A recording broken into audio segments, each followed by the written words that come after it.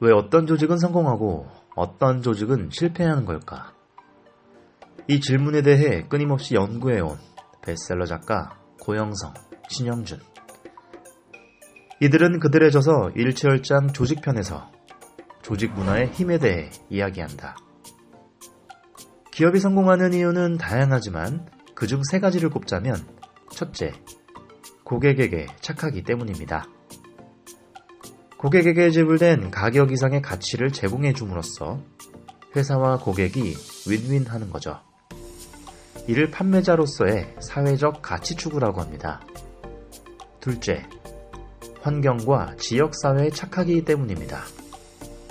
환경을 생각하고 일자리를 창출하며 기업의 윤리 문화를 확립해 나가는 거죠. 이를 집사로서의 사회적 가치 추구라고 합니다.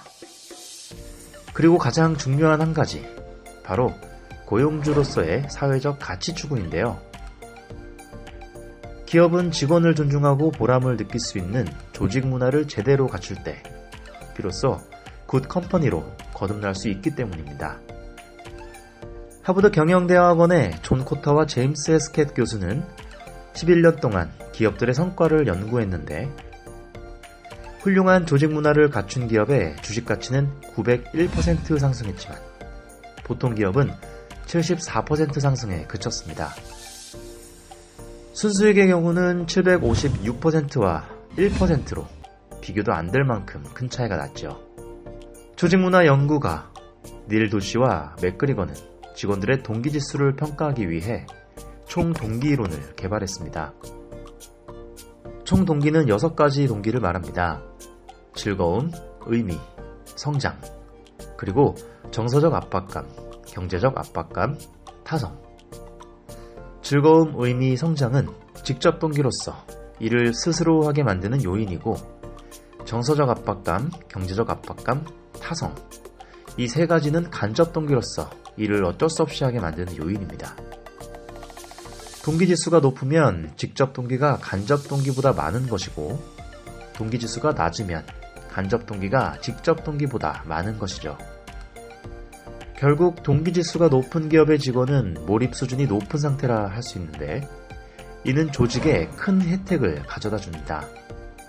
직원 몰입도가 높을수록 이직률과 결근율이 낮아지고 회사의 생산성과 수익성은 높아지죠. 그렇다면 어떤 동기가 몰입하게 만들고 어떤 동기가 몰입을 감소시키는 걸까요? 여기서부터는 신 박사님이 설명해 줄 겁니다. 신 박사님, 나와주세요. 네, 안녕하세요 여러분. 그럼 계속해서 이야기를 이어가 볼까요? 지금부터 총동기 6가지가 몰입에 얼마나 큰 영향을 미치는지 알아봅시다. 첫 번째는 정서적 압박감입니다. 부정적 감정을 가지고 일을 해야 하는 상황인데요. 보통 외적 요인으로 인한 것이 더 큽니다.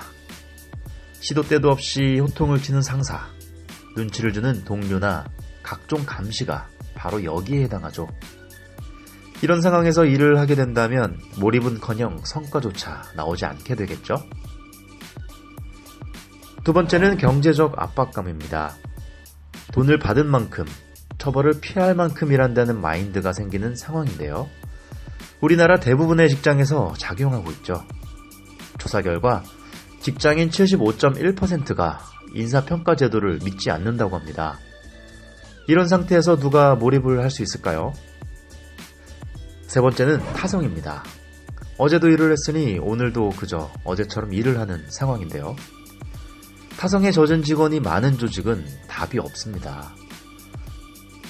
회사를 다니는 이유에 대한 답이 다른 할 일이 없어서가 되는 순간 개인과 조직은 서로 득이 될 게 없겠죠?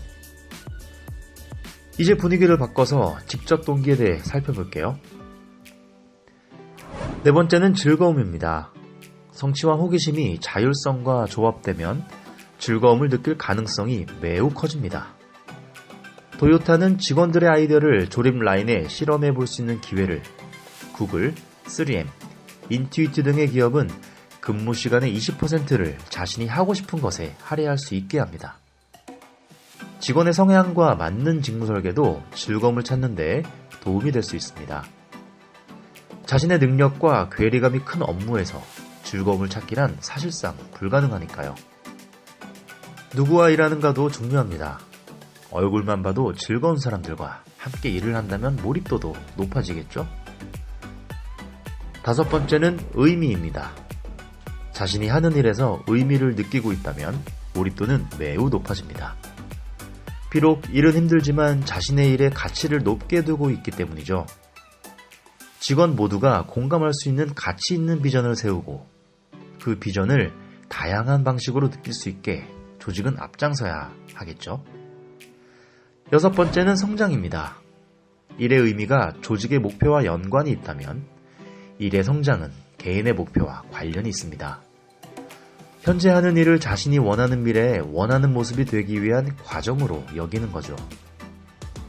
성장을 이끌 수 있는 다양한 프로그램, 공정성 있는 성과 측정, 투명한 승진 제도 등을 통해 조직은 직원들의 성장을 최우선시해야 합니다.